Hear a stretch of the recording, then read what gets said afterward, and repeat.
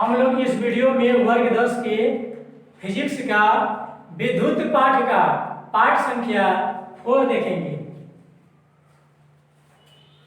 हमारा इसमें पहला स्टार है ओम का नियम। ओम वैज्ञानिक का नाम है, उन्होंने धारा और विभवांतर के बीच यह बताया नियम कि दोनों एक दूसरे का समानुपाती होता है। मतलब किसी एक राशि के बढ़ने पर दूसरी भी बढ़ जाती है और एक राशि के बढ़ने पर दूसरी घट जाती है। तो उन्हीं के रिलेशन को कहा गया है ओम का नियम। तो आइए देखते हैं। अचर ताप पर, मतलब तापमान अचर होना चाहिए, अचर ताप पर किसी चालक से प्रवाहित होने वाले विद्युत धारा, अचर ताप पर किसी चालक से प्रवाहित विद्युत धारा उसके विभवांतर का समानुपाती होता है। देखिए कहने का मतलब जो धारा है क्या है, विभवांतर आपस में समानुपाती है। इसको आई समानुपाती भी नहीं लिखेंगे ना, इसको भी समानुपाती आई ही लिखना है। अब समानुपाती को बराबर में बदला गया, यहाँ पर नियतांक आया। आर क्या है? नियतांक, जिसे प्रतिरोध कहते हैं। पीछे आप लोग पढ़े होंगे। अब इनको सीधा कर दिया गया। हमने यहाँ पर ABCD का अक्षर को सीधा कर दिया। आर आई था, उसी को लिखे आई आर। इस प्रकार भी बराबर आई आर, भी समानुपाती आई, इसका नियम है ओम का नियम। भी बराबर आई आर, इसका नियम है ओम का नियम। अब यहीं से प्रतिरोध का फॉर्मूला निकल जाएगा। आई क्या में गुना उधर जाएगा तो भाग में, यानी कि ये भी क्या हुआ? ओम का नियम। पूछा जाएगा इसमें से कौन ओम का नियम है, इसको फॉर्मूला के रूप में आई बराबर लिख देगा भी बटा, या आर बराबर लिख देगा भी बटा आई, तो सब ओम का ही नियम है। तो इसको ऐसे लिख दिया गया आर बराबर भी आई, क्या ओम का नियम है? नहीं। अब आइए ओम के नियम का सत्यापन, मतलब आएगा प्रश्न आपको ओम का नियम लिख करके इसे सत्यापित कीजिए। हमने ओम का नियम बता दिया, अब सत्यापन करेंगे। ओम के नियम को सत्यापित करने के लिए चित्रानुसार परिपथ में बैटरी, धारा नियंत्रक, आमीटर, वोल्टमीटर, प्रतिरोध और प्लग कुंजी लगा दिया जाता है। अब इतना लिखने के बाद चित्र बना लेंगे। ऐसे बोले ओम के नियम के जांच करने के लिए, सत्यापित करने के लिए परिपथ में चित्रानुसार बैटरी, धारा नियंत्रक, आमीटर, वोल्टमीटर, प्रतिरोध और प्लग कुंजी लगा दिया जाता है। अब इतना लिखने के बाद चित्र बना लेंगे। अब यहाँ पे क्या करेंगे? अब धारा नियंत्रक की सहायता से धारा का मान बढ़ा घटाकर, धारा नियंत्रक की सहायता से धारा का मान बढ़ा घटाकर विभवांतर का मान पठन करते हैं। पठन मतलब नोट करते हैं। तो हम पाते हैं कि जब धारा का मान दुगनी है तो विभवांतर का मान भी दुगनी हो जाता है, और जब धारा का मान आधी करते हैं तो विभवांतर का मान भी आधी हो जाती है। अर्थात धारा का मान बढ़ने पर विभवांतर भी बढ़ जाता है और धारा का मान घटने पर विभवांतर भी घट जाता है। इससे साबित होता है कि विभवांतर और धारा आपस में समानुपाती है। अब फिर करेंगे। ओम के नियम को पूर्णतः जांच करने के लिए विभवांतर के मान को x अक्ष पर तथा धारा के मान को y अक्ष पर रखकर ग्राफ खींचा जाएगा। तो हम पाते हैं कि हमें एक सरल रेखा प्राप्त होती है, जिससे साबित होता है कि विभवांतर और धारा एक दूसरे के समानुपाती है। अब ये चित्र बना देंगे। देखिए क्या किया गया? विभवांतर पर रखा गया x अक्ष पर, धारा को y अक्ष पर। मान लीजिए धारा था 1 ओम, 2 ओम, 3 ओम, 4 ओम। विभवांतर था 2 volt, 4 volt, 6 volt, 8 volt, 10 volt. इसका कहने का मतलब हुआ जब धारा था 1 तो विभवांतर आया कितना? 2। जब धारा था 2 तो वो क्या है? 4, 3 तो 6, 4 तो 8, इस प्रकार 5 तो 10। तो ग्राफ क्या मिला हमको? सरल रेखा। सरल रेखा क्या बताता है कि जिसके जिसके बीच ग्राफ खींचे हैं वो आपस में समानुपाती है। तो इस प्रकार उनका नियम सत्यापन होता है। अब चलिए नेक्स्ट स्टार्ट करें। अब कुछ आपको ओम के नियम से संबंधित कुछ न्यूमेरिकल्स है। मान लीजिए बोला जाएगा कि किसी चालक का विभवांतर 10 वोल्ट है और उससे 5 एम्पियर की धारा प्रवाहित की जाती है, तो उसका प्रतिरोध ज्ञात करें। तो आप जानते हैं, देखिए V का मान दिया है और V का फॉर्मूला होता है ओम के नियम से क्या होता है, V बराबर I R। तो I के जगह पर I का मान रखिए, R के जगह पर R नहीं है, छोड़ दीजिए, ये V के जगह पर V का मान, मतलब एक तरफ मान लेकर फॉर्मूला फिट कर दिए। 5 से करके कितना बार में R का मान कितना निकल गया, 2 ओम, R बराबर 2 ओम। अब मान लीजिए कहता है कि किसी चालक से 10 एम्पियर धारा प्रवाह करने पर 0.5 ओम का प्रतिरोध उत्पन्न होता है, तो उसका विभवांतर ज्ञात करें। देखिए विभवांतर निकालना है, इसका फॉर्मूला होता है, क्या होता है, V बराबर I R। I के जगह पर I का मान प्लस R के जगह पर R का मान 0.5, इसको गुना करेंगे 10 5 50, एक अंक पे दशमलव, एक अंक पे दशमलव यानी कि 5 क्या आया, वोल्ट।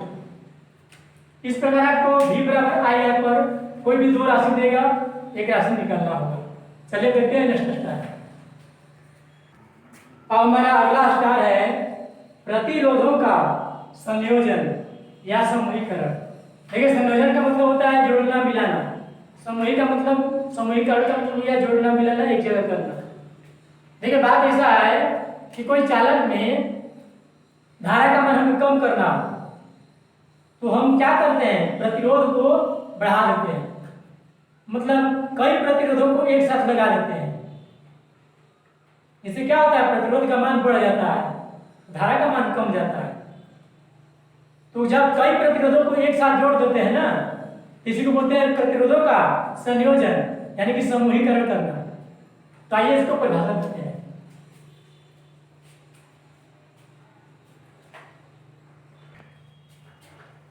मेरा पहला है, देखिए परिभाषा देखिए, जब किसी चालक में कई प्रतिरोधों को एक ही साथ संयोजित कर दिया जाता है, तो इसे प्रतिरोधों का संयोजन कहते हैं। फिर से, जब किसी चालक में कई प्रतिरोधों को एक ही साथ जब किसी चालक में कई प्रतिरोधों को एक ही साथ संयोजित कर दिया जाता है, तो इसे प्रतिरोधों का संयोजन या प्रतिरोधों का समूहीकरण कहते हैं। अब परावर्तन करेंगे।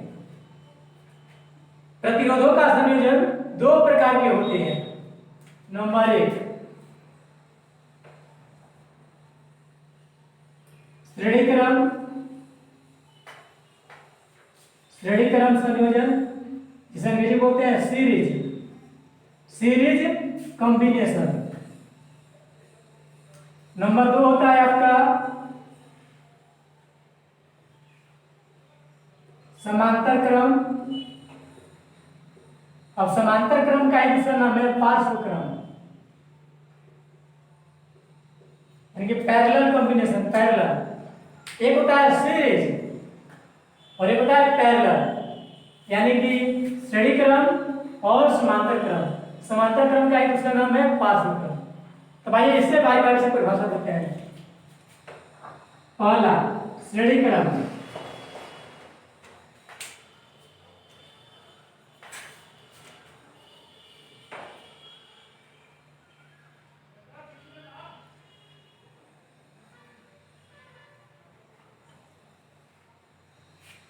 ये मान लीजिए कि ये R1 है प्रतिरोध और ये R2 है और ये R3 है।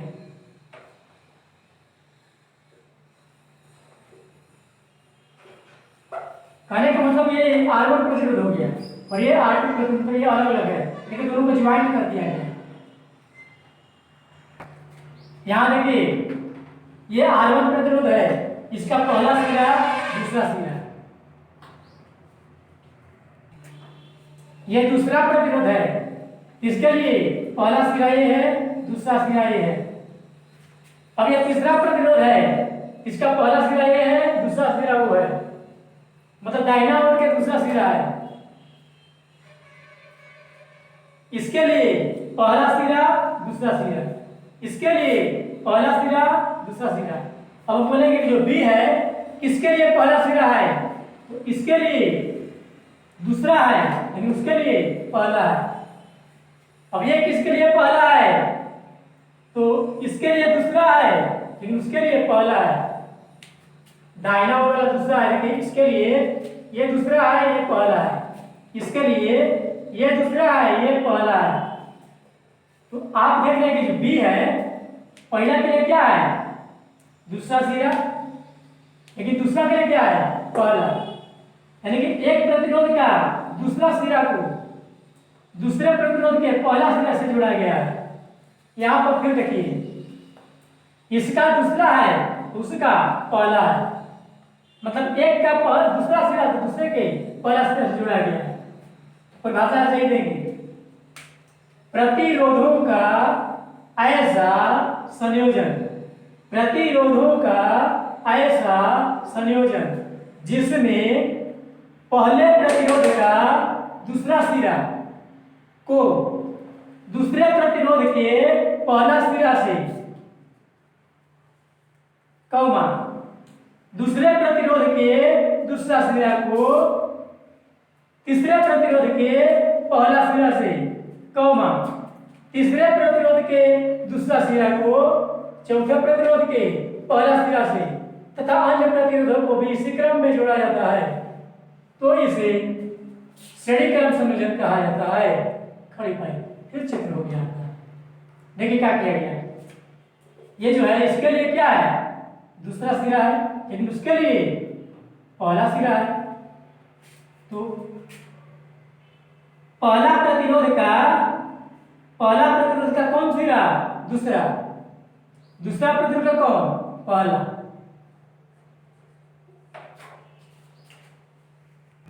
देखिए कहने का मतलब कि यह बिंदु पहला प्रतिरोध के लिए क्या हुआ, दूसरा सिरा हुआ, लेकिन दूसरा प्रतिरोध के लिए पहला सिरा हुआ। इस प्रकार यह देखिए, दूसरा प्रतिरोध के लिए दूसरा सिरा है तो तीसरा के लिए पहला सिरा है। इस प्रकार ये तीसरा प्रतिरोध के लिए दूसरा है लेकिन चौथा के लिए पहला है, मतलब एक प्रतिरोध का दूसरा है तो अगला का पहला। परिभाषा दिया गया कि ऐसा प्रतिरोध का संयोजन कि पहला प्रतिरोध का दूसरा हाथ तो दूसरा प्रतिरोध का पहला हाथ, दूसरा प्रतिरोध का दूसरा हाथ तो तीसरा प्रतिरोध का पहला हाथ, तीसरा प्रतिरोध का दूसरा हाथ, मतलब पीछे वाला का कौन हाथ है, दूसरा है, आगे वाला का पहला है।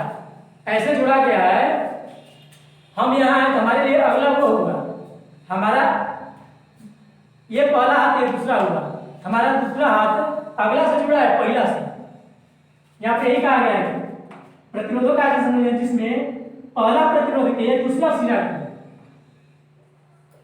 ये जो सिरा है पहला प्रतिरोध के लिए पहला हाथ है कि दूसरा है, दूसरा है, लेकिन ये दूसरा के लिए क्या है, पहला है। हमने बोला कि प्रथम प्रतिरोध के दूसरा हाथ को द्वितीय प्रतिरोध के पहला हाथ से, इसी प्रकार दूसरा प्रतिरोध के दूसरा हाथ को तीसरा प्रतिरोध के पहला हाथ से, मतलब दूसरा हाथ को पहला हाथ, दूसरा हाथ को पहला हाथ, दूसरा हाथ को पहला हाथ से जोड़ा जाता है।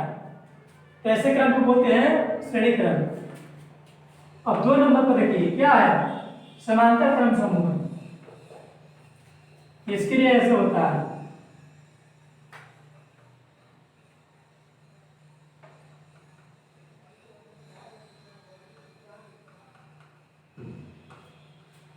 ये R1, ये R2, ये R3, ये बिंदु ए, ये बिंदु ए।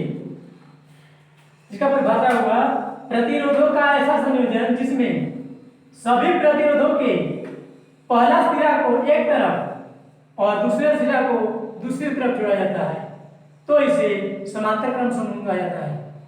देखिए पहला प्रतिरोध का पहला सिरा यहाँ आया, दूसरा प्रतिरोध का पहला सिरा यहाँ आया, तीसरा का एक पहला सिरा यहाँ आया। मतलब सभी प्रतिरोधों का पहला हाथ कहाँ है? एक तरफ, दूसरा हाथ है दूसरी तरफ। तो प्रतिरोधों का ऐसा संयोजन जिसमें सभी प्रतिरोधों का पहला सिरा, आपने देखा सभी का पहला हाथ एक तरफ है, दूसरा हाथ दूसरी तरफ है। इसमें क्या हो रहा था? इसका दूसरा हाथ है तो उसके लिए पहला हाथ, इसके लिए दूसरा हाथ है उसका पहला हाथ, इसमें पहला हाथ सभी एक दिशा में। तो अब चलते हैं नेक्स्ट स्टार की ओर। अब हम लोग देखेंगे श्रेणी क्रम और समांतर क्रम के समतुल्य प्रतिरोध ज्ञात करना। मतलब श्रेणी क्रम के लिए समतुल्य प्रतिरोध कैसे ज्ञात करेंगे, समांतर क्रम समूह के लिए समतुल्य प्रतिरोध कैसे ज्ञात करेंगे। पहले हम ये जानेंगे कि समतुल्य प्रतिरोध क्या है। कहने का मतलब है, मान लीजिए किसी दीवार को 5 लड़का धक्का दे रहा है। पहला लड़का 1 न्यूटन, दूसरा लड़का 2 न्यूटन, तीसरा लड़का 3 न्यूटन, चौथा लड़का 4 न्यूटन, पांचवा लड़का 5 न्यूटन बल लगा रहा है।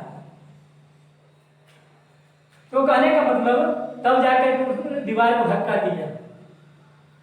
लेकिन हम करेंगे क्या, पांचों लड़का को हटा करके पांचों लड़का के ताकत के बराबर ताकत वाला एक लड़का मात्र लाएंगे और उसे अकेले कहेंगे कि तुम अकेले दीवार को धक्का दे दो। तो जो अकेला लड़का होगा वो पांचों के लिए समतुल्य हो गया। मतलब कई प्रतिरोधों के स्थान पर जब हम एक प्रतिरोध का मतलब कई प्रतिरोधों के बदले उसके बराबर एक अकेला प्रतिरोध का प्रयोग करते हैं, वही होता है समतुल्य प्रतिरोध। अब मान लीजिए एक ही चालक में कई प्रतिरोध लगे हुए हैं। अब हम चाहते हैं कि सभी प्रतिरोध को हटा के वे सभी के बराबर मात्र एक प्रतिरोध लगा दें। यही क्या होगा? एक समतुल्य प्रतिरोध होगा। जैसे कि देखा सीरीज क्रम में है, R1 है, R2 है, R3 है। ये बैटरी है, बल्ब को दिए धारा प्रवाह हो रहा है। इसका विभवांतर है V1, इसका है V2, इसका है V3। तो ये तीनों प्रतिरोध है। तो हम चाहेंगे कि तीनों प्रतिरोध को हटा करके सिर्फ एक प्रतिरोध लगाएं। तो कितना का लगाएंगे? तो वही ये तीनों के बदले एक जो R लगाएंगे हम, ये क्या होगा? मेरा समतुल्य प्रतिरोध होगा। तो इस समतुल्य प्रतिरोध का फॉर्मूला क्या होगा? फॉर्मूला हम ट्राई करते हैं। समतुल्य प्रतिरोध का फॉर्मूला होता है R बराबर direct R1 plus R2 plus R3 plus ऐसे बढ़ता जाता है। ये श्रेणी क्रम के लिए है। लेकिन क्या कहेंगे, माना कि पहले श्रेणी क्रम के लिए है, माना कि परिपथ में R1, R2 और R3 तीन अलग अलग प्रतिरोध श्रेणी क्रम में जुड़े हुए हैं, जिनके क्रमशः विभवांतर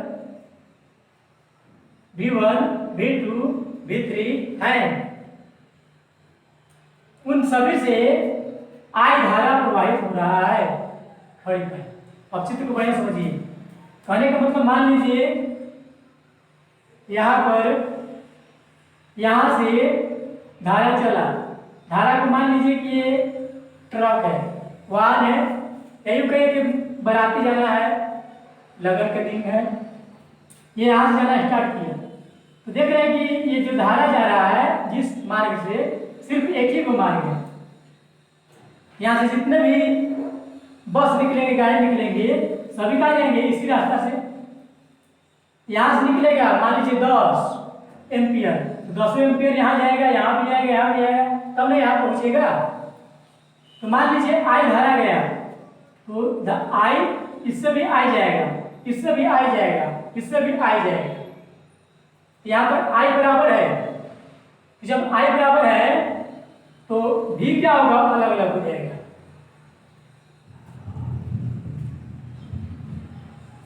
विभवांतर सबका अलग अलग है। अब हम देखिए साबित करना है, चूंकि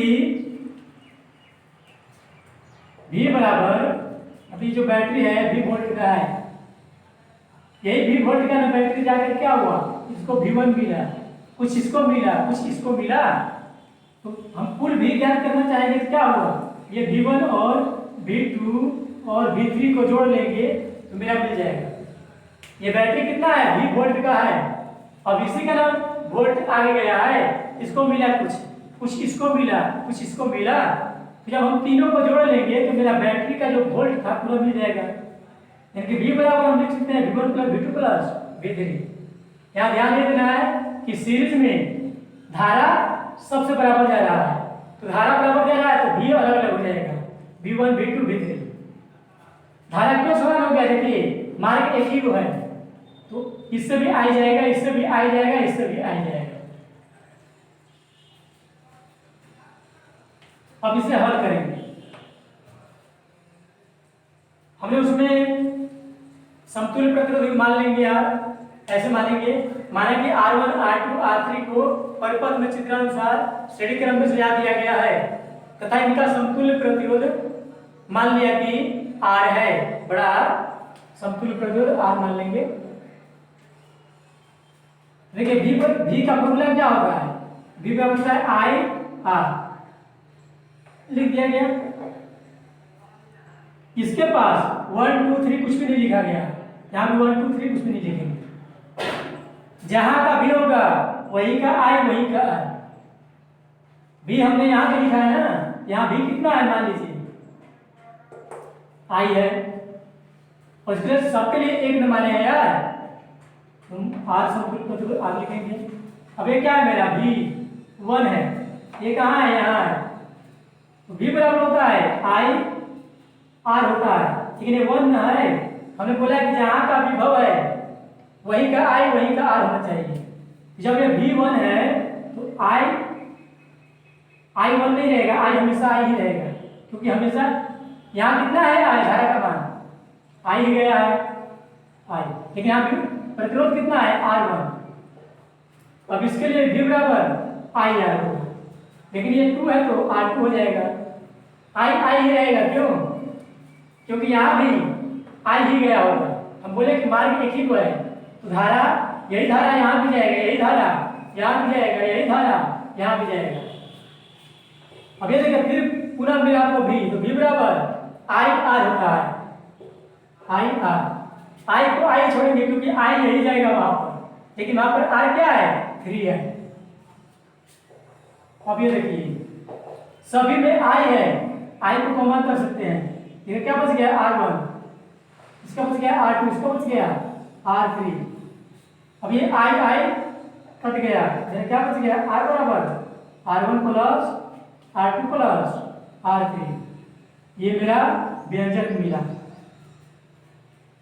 हमने कैसे सिद्ध किया, यहाँ V वोल्ट था, यही बैटरी V वोल्ट है, तो कुछ इसको वोल्ट दिया, कुछ इसको दिया, कुछ इसको दिया, यानी कि सभी को जोड़ लिया जाए तो पुनः मेरा V मिल जाएगा। अब V बराबर होता है ओम के नियम से IR। इसके लिए I क्या होगा, बैटरी के पास धारा कितना है I है, I प्रतिरोध कितना माना गया सबके लिए, समतुल्य R। ये पूरा वोल्ट है, पूरा प्रतिरोध लिखेंगे, पूरा प्रतिरोध हम क्या माने, समतुल्य R। अब ये V बराबर IR, ये पहला है, पहला R होगा, V2 तो R2, V3 तो R3। I सब में बराबर क्यों है, क्योंकि यहाँ भी I जाएगा, यहाँ भी I ही जाएगा, यहाँ भी I ही जाएगा, धारा कम नहीं बदल रहा है। हमने देखा कि I को मुझे कट गया, आंसर आ गया। अब यहाँ से कुछ नोट करने योग्य बात है, कहने का मतलब मान लीजिए आपने देखा कि R कैसे निकालता है, सबको जोड़ करके, तो मान लीजिए यहाँ पर ये भी R है, ये भी R है, ये भी R है, मतलब सीरीज क्रम में जब सभी प्रतिरोध बराबर हो, इसके लिए समतुल्य प्रतिरोध का फॉर्मूला आ जाएगा L गुना R। यहाँ R का मतलब है कि प्रतिरोध कितना है, कहने का मतलब टोटल 50 प्रतिरोध है बराबर बराबर, तो 50 गुना प्रतिरोध का मान, सबको जोड़ना है ना जी। हमारे कहने का मतलब ये भी R है, ये भी R है, ये भी R है, तो 1 1 तो आप समतुल्य प्रतिरोध क्या लिखते? R1 plus R1 plus R1 लिखते। सभी प्रतिरोध यदि बराबर होता तो आप क्या करते? सबको जोड़ते। अब इसको देखिए करके, एक बार, दो बार, कितने बार? 3R1। 3 मतलब हम n लिख सकते हैं, n टोटल कितना है? ये का मतलब क्या होगा? हमने छोटा r मान लिया है, इस प्रकार का फॉर्मूला हमने लिखा है। कहेगा कि किसी परिपथ में श्रेणी क्रम में 5 ओम के 5 प्रतिरोधों को जोड़ा गया है, तो कुल समतुल्य प्रतिरोध ज्ञात कीजिए। कितने हैं? 5 हैं। कितने प्रतिरोध के? 5 ओम के। क्या ज्ञात करना है? समतुल्य प्रतिरोध। तो फॉर्मूला लगा दीजिए। अब आइए देखते हैं हम लोग समांतर क्रम के फॉर्मूला कैसे ज्ञात करते हैं। अब हम लोग देखेंगे समांतर क्रम के लिए समतुल्य प्रतिरोध का फॉर्मूला कैसे ज्ञात करते हैं। ऐसे फॉर्मूला होता है 1/r बराबर 1/r1 प्लस 1/r2, इस प्रकार बढ़ता है 1 में rn जाता रहता है। यह विलोम में चलता है। श्रेणी क्रम में सीधा था, सबको जोड़ देते हैं डायरेक्ट। इसमें क्या होता है? प्रतिरोध को समतुल्य को भी उल्टा रखना है, इसको भी उल्टा रखना है। तो देखिए कैसे ज्ञात करते हैं। हम मान लेंगे, माना कि R1, R2 और R3 तीन अलग अलग प्रतिरोधों को परिपथ में समांतर क्रम में जोड़ा गया है। देखिए जोड़ा गया है ना। क्रमशः उनसे I1, I2, I3 धारा प्रवाह होता है। वो तीनों प्रतिरोध के लिए समतुल्य प्रतिरोध बड़ा R है, इतना मान लिया जाएगा। क्या माने? कि R1, R2, R3 पैरेलल है, समांतर है। क्रमशः क्या दे रहा है? धारा I1 जा रहा है, I2 जा रहा है, I3 जा रहा है। अब यहां ध्यान देने वाली बात यह है, आपसे पूछा जाएगा कि श्रेणी क्रम में विभवांतर सभी प्रतिरोधों में बराबर होता है या अलग अलग? तो पिछला में आप देखते थे कि V1, V2, V3 था, यानी कि अलग अलग होता है। पूछेगा किस क्रम में विभवांतर बराबर होता है? देखिए इसमें विभवांतर बराबर है, इसमें धारा बढ़ता है। श्रेणी क्रम में धारा समान था, विभवांतर अलग अलग था।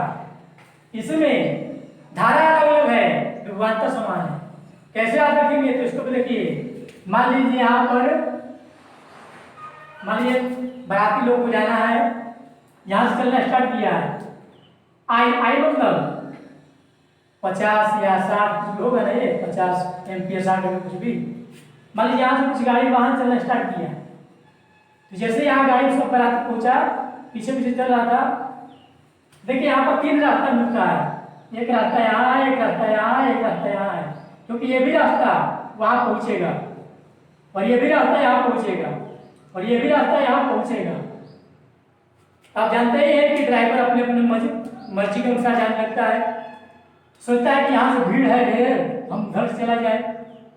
कोई सोचता है कि इधर से भीड़ हो, उधर से भीड़, इधर से चला जाता है। मतलब यहाँ से जितना ही बाराती निकलेगा, गाड़ी वाहन निकलेगा, यानी कि धारा निकलेगा, कुछ इधर जाएगा, कुछ इधर जाएगा, कुछ इधर जाएगा। तो कुछ मतलब I1 गया, कुछ मतलब I2, कुछ मतलब I3। अब यहाँ देखिए क्या बनता है। यहाँ देखिए सभी के लिए, यहाँ जैसे पूछेगा, कोई पूछेगा मार्ग 3 निकलेगा, 1, 2, 3, तो कुछ गाड़ी इधर जाएगा, कुछ गाड़ी इधर, कुछ इधर। यानी किसको मान लिया कि I1 गया धारा, I2 गया, I3 गया। तो शुरू पर यहाँ से कितना निकला था? यहाँ से 60 गाड़ियां निकली थी, वही 60 में कुछ इसमें, कुछ इसमें, कुछ इसमें जाएगा। मतलब यहाँ से I धारा निकला है, यही ना यहाँ गया है। मतलब ये I कैसे निकलेगा? इसको प्लस इसको प्लस इसको जोड़ दिया जाए, हमारा कुल धारा मिल जाएगा। मतलब जितना गाड़ी इसमें गया, इसमें गया, इसमें गया, सभी को जोड़ लेंगे, हमें पता चल जाएगा कि यहाँ से कितना गाड़ी खुला था। वही काम किया गया। इसमें ध्यान देना है कि पैरेलल में 3 रास्ता है, तो धारा यानी कि 3 भाग में बढ़ जाएगा, यानी कि धारा अलग अलग होगा। इसका धारा I1, इसका I2, इसका I3। पैरेलल में धारा अलग अलग होता है, विभवांतर समान होता है। और जो श्रेणी क्रम पढ़े थे उसमें धारा एक ही था, सब में बराबर जा रहा था। क्यों? मार्ग एक ही था, उसमें विभवांतर अलग अलग था। ये सभी ऑब्जेक्टिव आपको पूछे जाएंगे। अभी आप जानते हैं ओम के लिए भी बराबर आई आर होता है। ये आर क्या में गुना में क्या में जाएगा इधर भाग में, यानी कि आई का फॉर्मूला क्या निकला v बटा में आर। ये क्या है? बड़ा है तो बड़ा भी बड़ा में है ना, कुल है, कुल आई है, कुल धारा है तो कुल विभवांतर बटा कुल आर, कुल मतलब समकुल्य।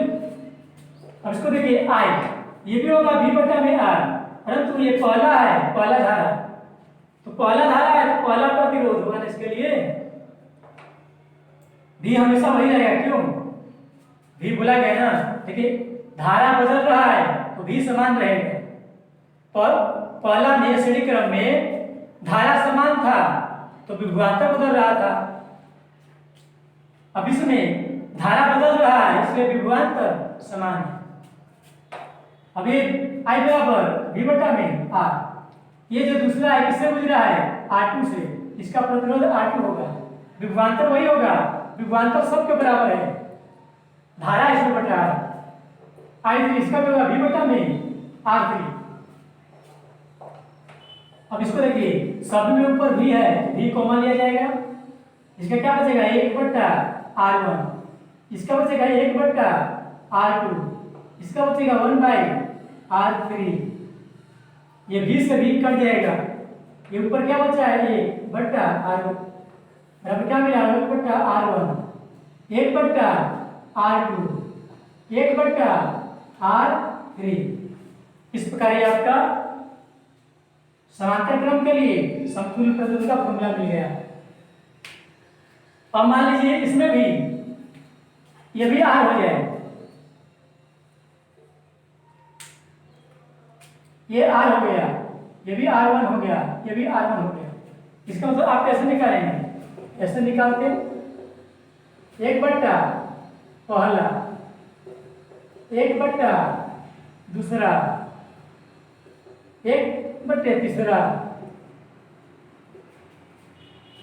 ये कैसे फॉर्मूला लगेगा? जब अलग अलग हो तो, लेकिन मान लो समान है प्रतिरोध, कितना लंबा नहीं लगा, इससे छोटा लगा, देखिए तो कैसे निकलेगा? देखिए ऐसा फॉर्मूला होता है R बटा में M, ये जितना प्रतिरोध होता है समान उसको M से भाग देते हैं, जितने भाग जितना है टोटल। ये कैसे है? एलसीएम हो जाएगा R1 कट जाएगा, कितना आएगा ऊपर 3, ये उल्टा होगा इधर, ये भी उल्टा हो जाएगा। देखिए कुल प्रतिरोध कितने हैं? 1 2 3 है ना, तो 3 से भाग दिया गया। मान क्या है? R ओम, R1 ओम है ना, तो R1 ओम। तो आपको ये फॉर्मूला निकला क्या के लिए? पैरेलल के लिए। कहेगा n प्रतिरोध, n बराबर प्रतिरोध जुड़े हुए हैं तब ऐसे लगेगा। मतलब जैसे कह दिया कि 4 ओम के 10 प्रतिरोधों को समांतर में जोड़ा गया है तो समतुल्य निकालें। इसका मतलब क्या होगा कि 4 ओम का है, 200 है, 4 ही ओम का, 4 ओम का है, कितने है टोटल? 10 हुआ, 10 भाग दे दीजिए, आपका निकल गया मान, ये फॉर्मूला है। अब हम लोग इस वीडियो में इतना ही देखेंगे, अगले वीडियो में हम लोग न्यूमेरिकल देखेंगे। ओके।